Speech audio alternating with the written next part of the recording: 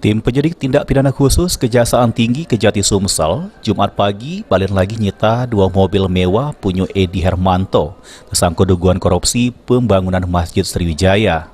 Terselit tim dari Kejati Sumsel terlebih dukin meriksa kedua mobil tersebut, mulai dari nomor mesin sama nomor rangka. Sesudah dicocok dengan BPKB-nya, baru mobil tersebut sikok persikok dipasangi tempelan bertulis ke mobil sitaan. Terkait hal tersebut, Kasubsi Humas Kejati Sumsel, M. Fadli Habibi mengungkap kedua mobil sitaan tersebut bakal dititip ke rumah penyimpanan benda sitaan negara atau Rupbasan kelas 1 Pajo, sembari nunggu inkra putusan hakim yang diterima tersangka Edi Hermanto di persidangan.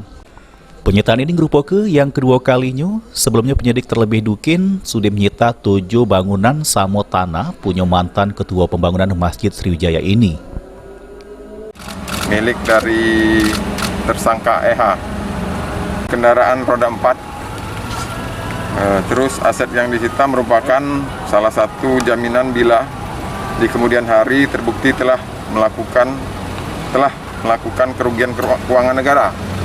Jadi apabila tersangka tidak mampu menggantinya, maka aset inilah yang akan menjadi pemenuhan atas kerugian keuangan negara tersebut.